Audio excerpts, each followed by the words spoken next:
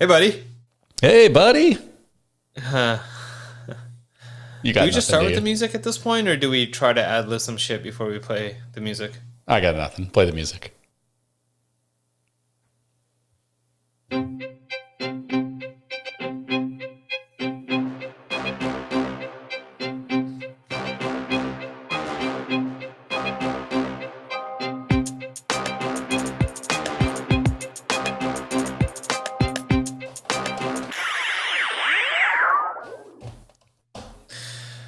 Oh, God.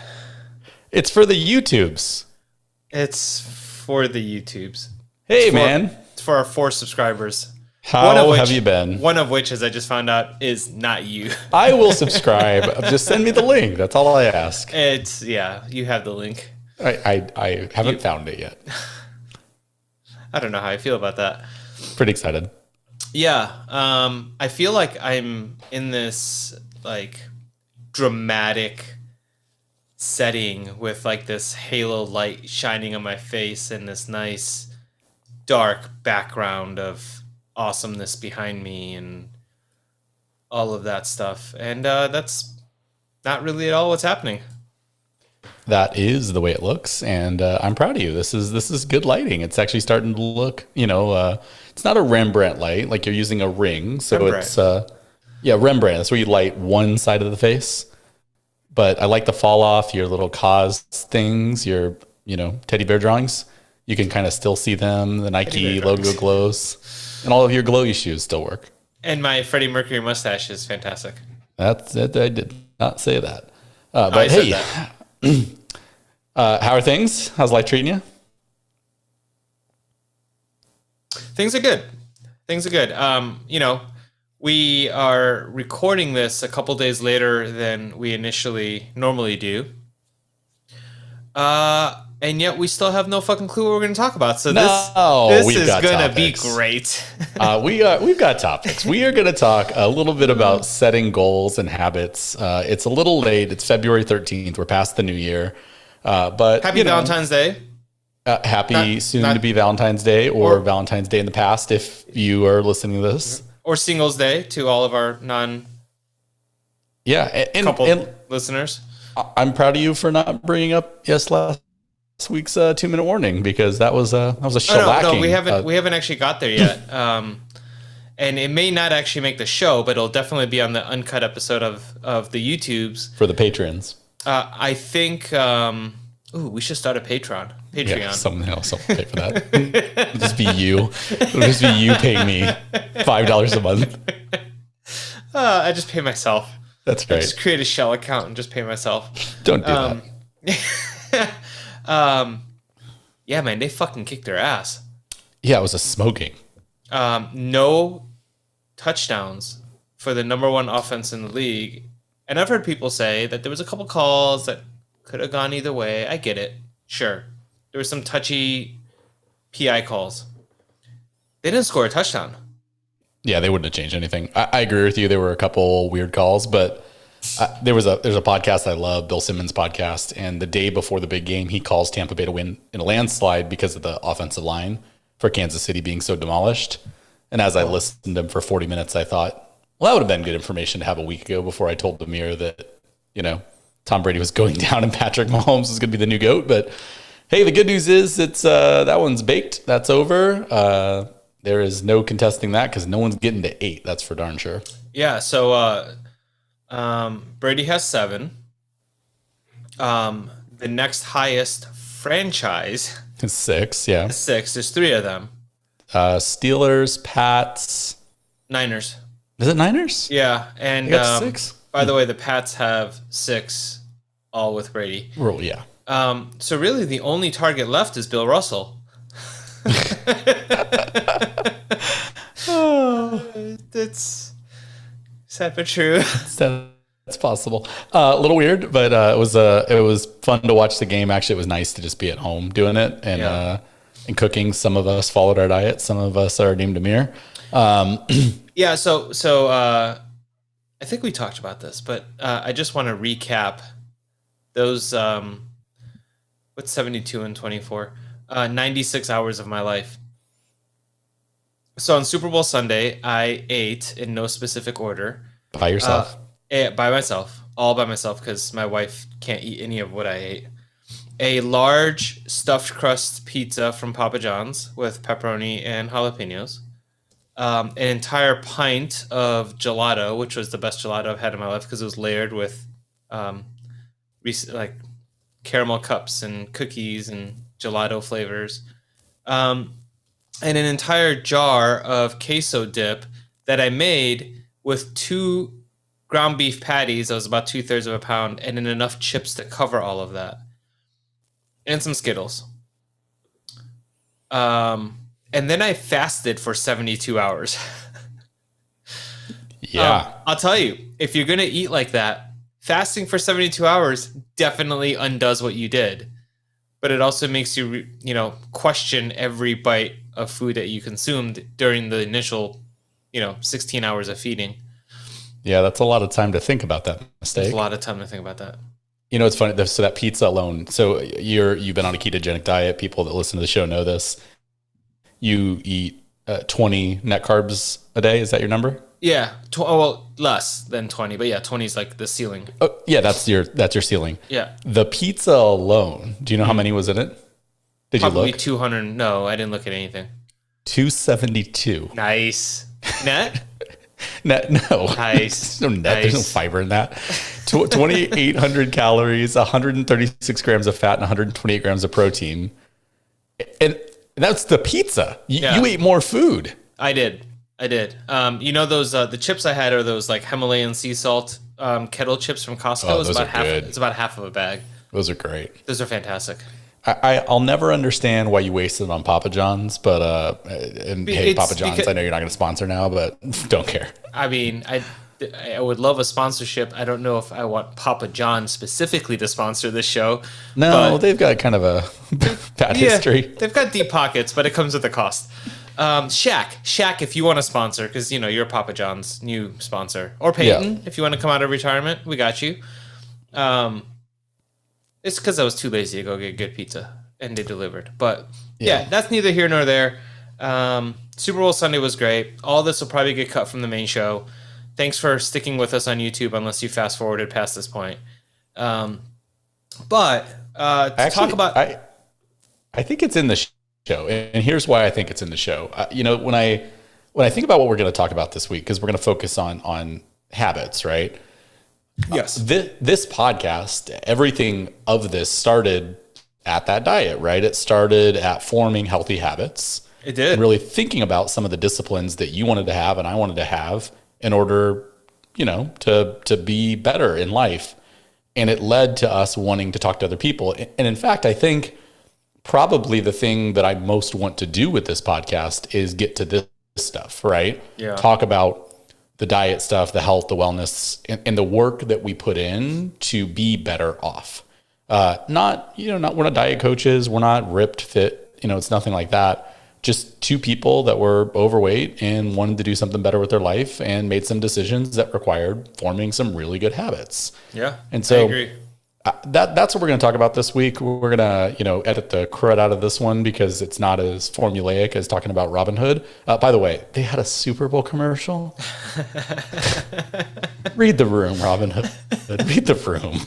I think it was one of those like no refunds or exchanges. It must have been. They've already committed $6 million for 30 seconds, so just go with it. God help me. Yeah, GameStop is still a company, so that didn't fully tank. Dogecoin, please stop buying it. Like, it's fun. It's like playing penny slots in Vegas with $100 worth of pennies, right? Yep. You might make $50. You might lose $40. And it's not worth the stress or the anxiety. Dogecoin. Whatever. Doge, dog, Dodgy, Elon. Yeah. Don't listen to Elon. No. Elon says you should buy Teslas with cryptocurrency. Heard a really good comment on that yesterday. So I'd like to share that with everybody who's listening. Cryptocurrency, Bitcoin specifically, appreciates in value. There's no vehicle that appreciates in value.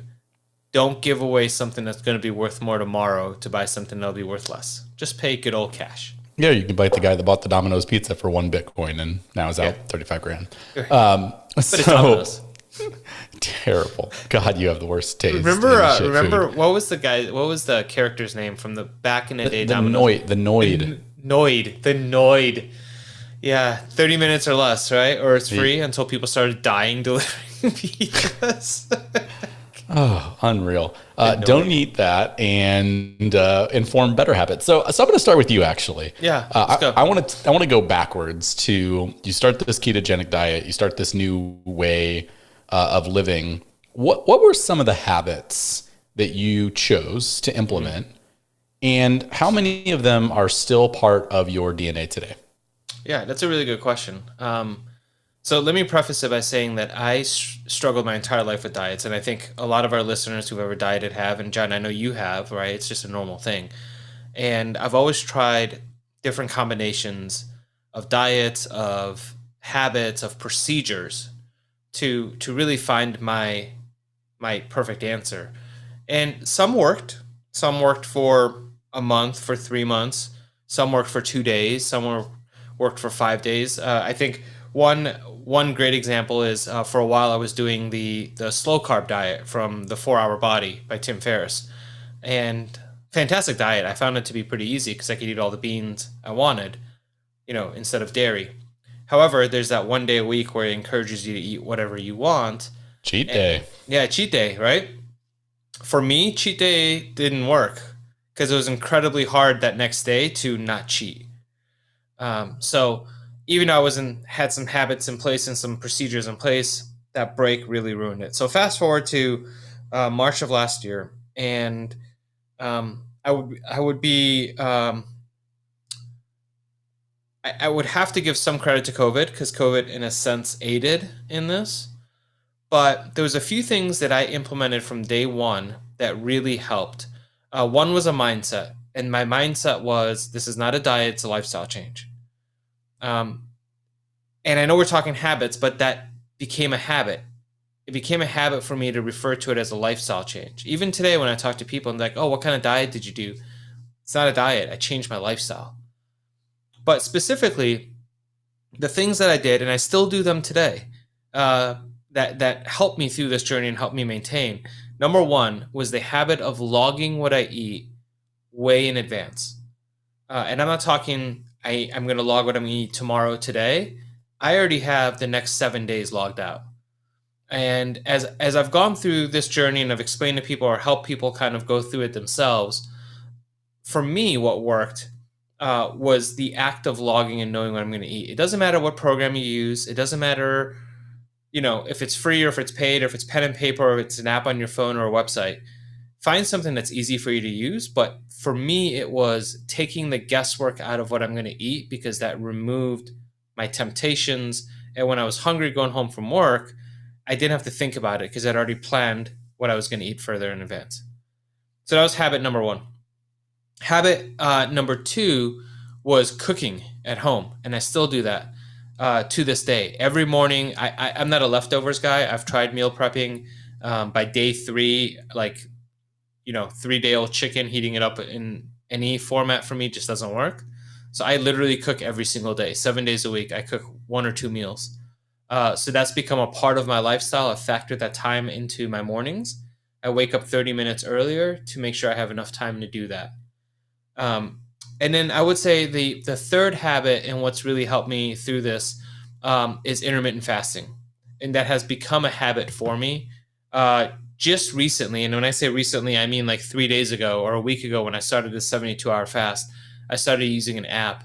And I've never needed it. I don't need it now. And in fact, as I'm talking to you, I just realized I forgot to start it when I started the fast I'm in right now. But it was understanding intermittent fasting, setting a time frame for myself, which was 18/6, and being in the habit of, hey, I'm only going to eat from 12:30 to 6:30. That's my 6-hour window.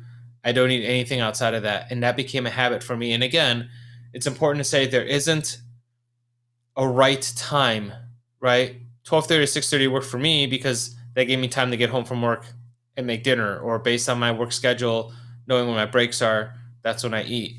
You could do it from 3 p.m. to 9 p.m. or 8 a.m. to 2 p.m. or whatever the time frame is, but finding something that works for you, building your schedule around that, and then holding yourself accountable to it.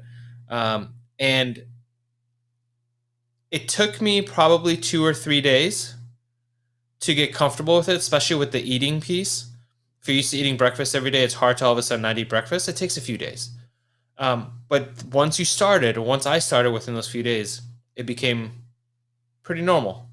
And it was just a matter of continuing that trend and building on it. Yeah, those are great. And I love that you do some of them to this day. I think it's amazing. You still log your food. And I think it's why you've been so consistent at not just the initial weight loss, but being able to maintain it, because some of the habits that you had in the beginning have changed a bit. You've had, a handful of moments in the last 2 months that you've allowed yourself to go outside of your diet, right? And eat Absolutely. very differently. Yeah. But the next day you're back to logging your food and fasting. And so now these moments are just that. They're moments. They're actually what the cheat meal was supposed to be back in the day, right? It's this time away, and then your body resets because you get back into the right things. And you may find that those creep up more and more often. All of a sudden you're doing it every week. And that's when you'll like, oh, stop, don't do that again. But I'm really proud of you, but I also think that this is a really important heuristic for the listeners to think about is whatever you're trying to achieve. Some people hate New Year's because they hate the idea of like a resolution, and everyone joins the gym and then stops going. I'm not advocating for that. That's not the point of this. But framing your life, framing your year into these digestible moments and thinking about what things stack to help you get to a better place where you want to be, I think is a good way to be. And I'm a big believer in it. Nothing I'm going to share is my own. I think it's dense to pretend like I've created something. I've stolen quite comfortably from a whole bunch of really amazing people, ideas that they've had, and they've come to form the way that I handle every new year. Every new year, I start by writing down the goals that I have for that year, things that I want to accomplish. And they change. It's not like I write them down and that's it. That's the end, because all of a sudden COVID comes along and I read a lot more books last year than I intended. That wasn't the initial plan, but I also didn't travel anywhere, and that was on my list of things to do. So I just want to share a couple ways that I've approached habit forming, and this is friendly advice. If someone wants to take it, go for it. But I was staring at this, book that I write in every day and thinking about some of the things that I do. And I brought it up last pod and figured it was worth sharing because you never know if that's going to be something that grabs someone and they want to go do that. So when you think about 2021, did you do any of that? Did you set any goals for this year, or did you stay pretty true to just whatever's on the plan already? I didn't do it the way you do it. And that's something I know we've talked before, and I want to get there at some point in my life.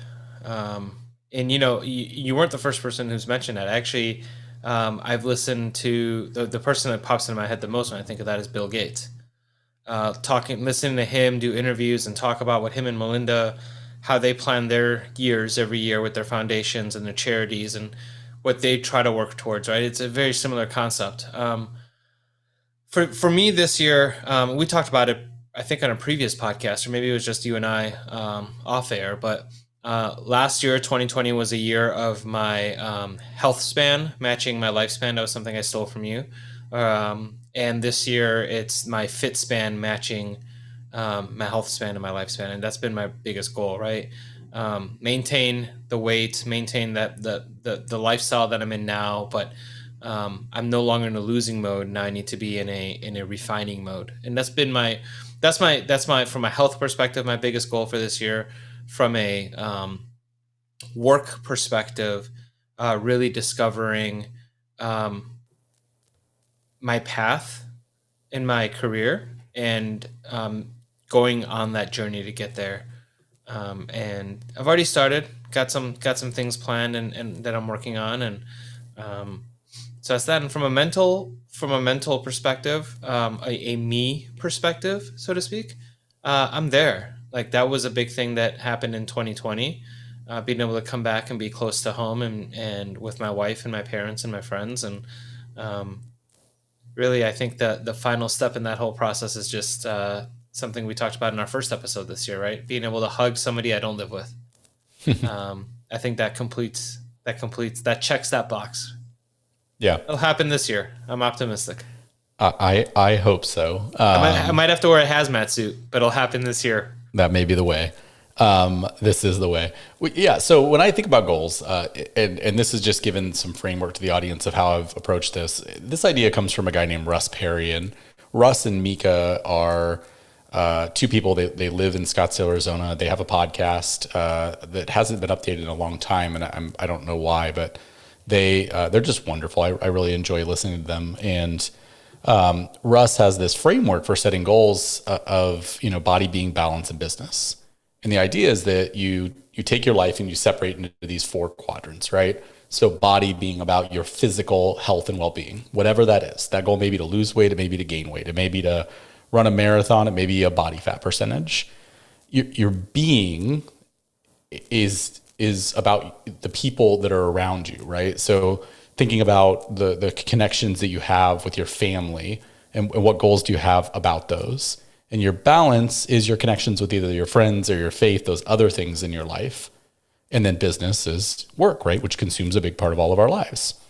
And every year for the last 3 years, I've taken those 4 quadrants and set goals inside of each of the 4 quadrants, which is just a really good thought technology for me, because I find that when I'm not functioning in any one of those 4, so if I'm not doing a good job with my wife and we're not focusing on us and doing the right things there, well, then my business suffers, because you can't have a wheel where one of the spokes is broken, right? And so the idea is that you need all 4 of these to be in really good harmony for you to get where you're trying to go. So I believe in that, and I set those goals, and then I break those goals down into monthly goals, right? So I take, whatever that being goal is, or body's an easy one, because I think people can understand that really simply. If I'm going to lose 10 pounds, well, then I just look at the 12 months and just plan that out, right? Maybe I'm going to focus on fasting in January, and maybe I know February is the Super Bowl and I'm not, so March is going to be, and when I can actually go through each month and think about how to set up those goals in relation to that.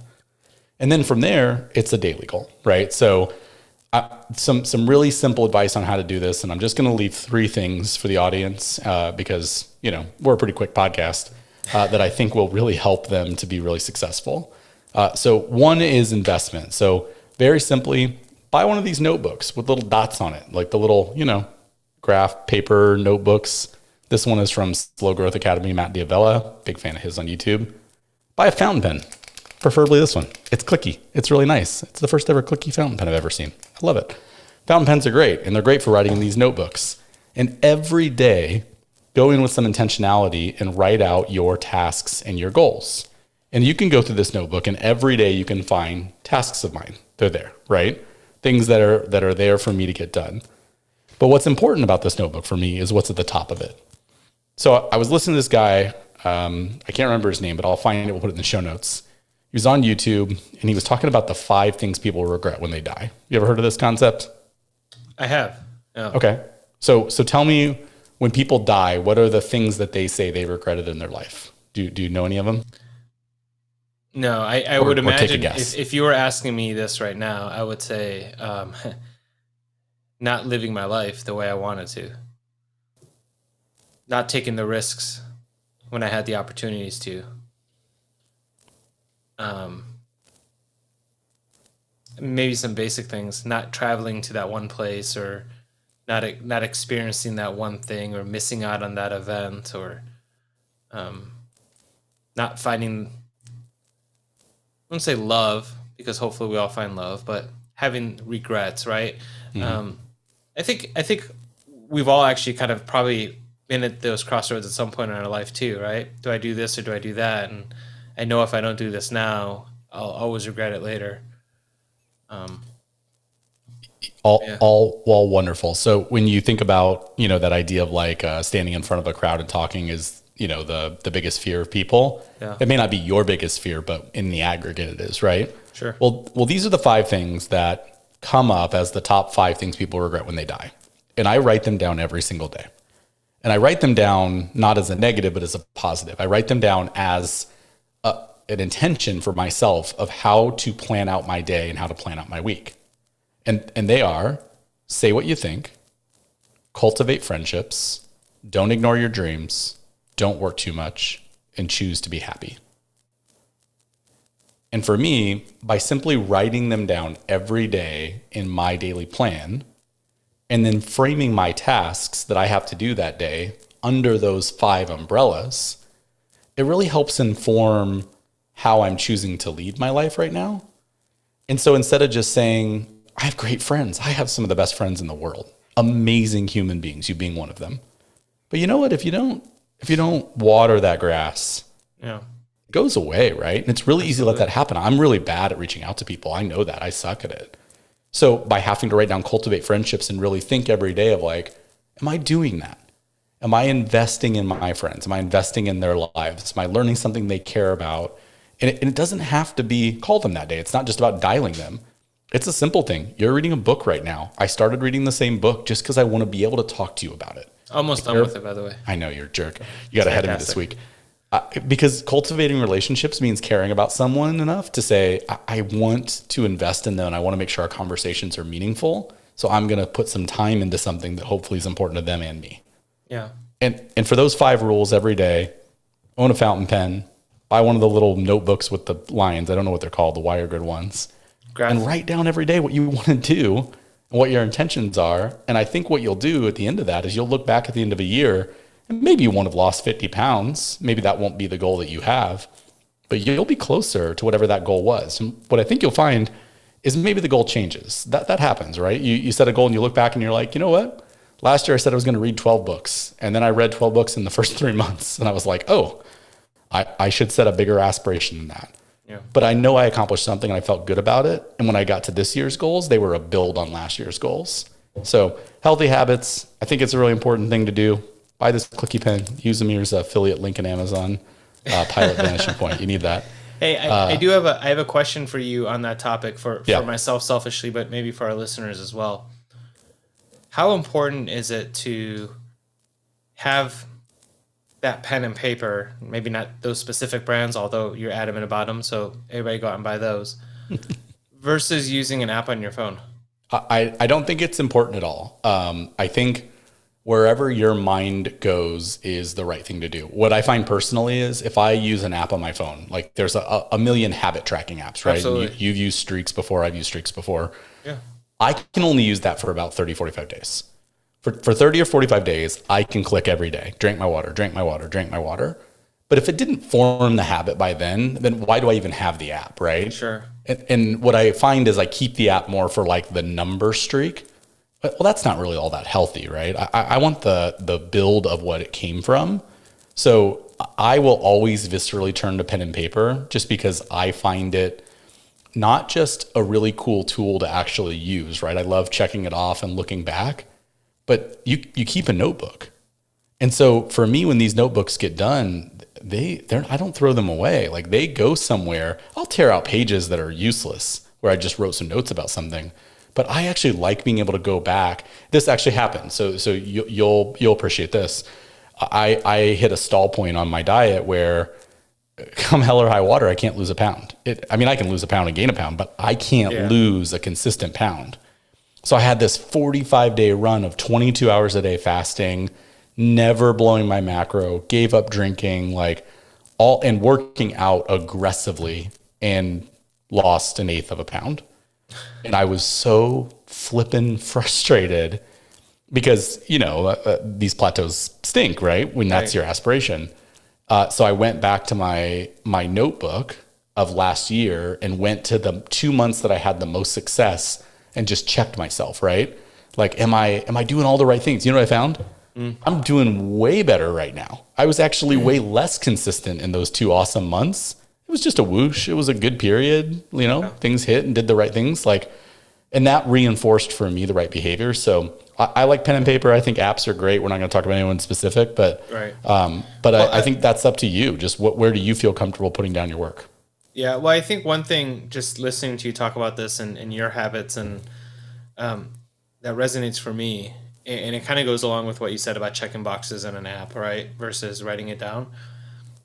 There's an emotional connection that comes with a personal emotional connection that comes with writing things down. And for me personally, I don't have that same connection when I type it versus when I write it. Right. And there's an accountability piece that goes with that too, and a reminder piece. And like I have to-do lists and journals and reminders and all these different things that I use digitally every day. But the places that they serve effective for are grocery lists. And, I have the day off tomorrow. Here's all the errands I need to run. They don't necessarily serve the same purpose to mentally make me stronger, to keep me on my journey and my path. Granted, if you're listening, it's like, well, hey, you log your food a week in advance. That's helped. And you're right, that has helped. But that's not a mental connection there, right? The mental connection, that's a checklist connection. But I love that. The writing down piece I really love. And, you think about diaries and people who've kept diaries and journals their whole lives. There is something profound to be said about putting pen to paper and taking the time to get your thoughts into words, written and scribed on something versus quickly typing it out with a keyboard. Totally. And then two other advantages. I love everything you just said. If I get a little less philosophical, one, there's just an EDC fun of that, of like, I love a good pen. I'm a big fan of getting to carry a really nice pen. And all jokes aside, like I think writing with a fountain pen is fun and cool and nifty. Two, by having it on my desk. So Grovemade, who makes the desk mat, I think that you use, I know I use, they make a notebook that I use. I think it's called like the Pano. It's really thin and it's the perfect task list notebook. There's nothing better than that notebook for that reason. It's not just there, but all day I can see it, right? So I add to it, I check things off. It's also really cool if you happen to have a partner in life, because my wife can walk by and see something and be like, hey, what are you doing with that desk? What do you mean by that? Like, were you going to do that? Am I doing that? Like, what are you thinking? So I think it's a great way to do it. Hope everyone approaches it the way that's best for them, but hope it helps people to set some goals. So body, being, balance, and business. You can check out Russ Perry on that one. It's a really cool way to approach your life. Awesome. Love it, man. Thank you.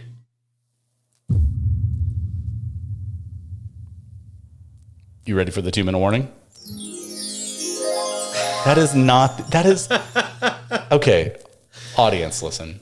Amir does this thing where he says, hey, audience, comment on if you like habits. You're not going to comment on that. I know that. Here's what I want you to comment on. Can someone please tell Amir that sound effect is meant to go backward? Didn't you watch Saved by the Bell growing up?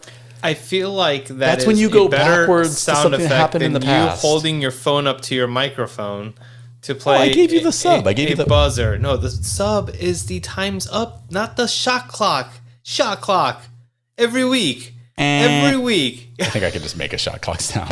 We keep pulling it from YouTube, and it's terrible. It's horrible. We're gonna figure out sound effects. We're not gonna use the. Yeah, you know what? We're not gonna use actually. Trombone. You know what? We're officially boycotting sound effects for the rest of the show. For the rest of the show. 2-minute warning. So it's that time where we play a little fun game of point counterpoint, and it's my turn this week. So for this week's 2-minute warning. Are you going to finally win one? I believe I won last week's. We're not talking about last week's? You're wasting your seconds. No, I haven't even started yet. And there's no sound effect, so you can't whatever sound effect me. All right. This week we're going to talk video games. And really, if for our listeners, if you know anything about video games this holiday season, you know that there was 2 big releases in November. Microsoft Xbox Series X. Right?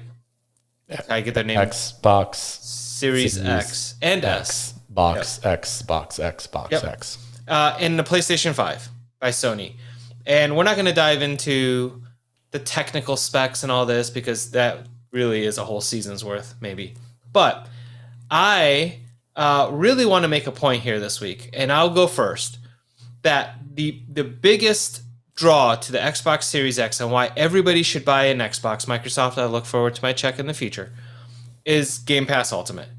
Like, look, as a casual gamer, I am not the kind of person who wants to go and buy a new game every other week. Now, granted, I do, but now games are $70. They're more expensive. And I know myself, and I play a game for 1 week, 2 weeks. Maybe I'll play Madden here and there during a football season, never touch it again. And I'm just throwing money down the drain. Game Pass Ultimate is fantastic. It's $15 a month. It gives you access to hundreds of games that are uploaded or updated every month, including EA titles. So look, I don't need Madden 21. I get Madden 20. I don't need FIFA 21. I don't even know who plays on what team. FIFA 20 is just fine. And Xbox Series X, along with Game Pass Ultimate, is the ultimate, no pun intended, reason why Microsoft is on the winning end of this console battle, and why the Series X will live longer in infamy. Okay, I'm just intruding because you hit your time. So I hear you, and I bought an Xbox Series X for the same reason you did, right, which is that I don't play games, and so it doesn't make sense for me to go buy a PlayStation. The PlayStation has definitely better exclusive, right? I mean, Astro's Playroom, cool demo of the controller. I'm not a Call of Duty fan, but they've got a Black Ops game, right? Demon's Souls. They've got God of War. They've got the what is that? The Ragnarok edition. And then they've got Miles Morales, which is an awesome evolution of the Spider-Man game that was so good last year. But here's what I'll say. I bought the Xbox. I listened to you. And every freaking day I still jump in the queue trying to find a PlayStation. Well, I don't know why. They're just cooler. That's what they are. They're cooler. That's it. Sony, send me a PlayStation. They're cooler. That's the way it should be. Hey, Sony, send us both PlayStations. Oh, yeah, so that we can review fives, them not on a future episode. Yeah, fives, please. And not a 3 and a 2 taped together. That'd be fun. That would be fun.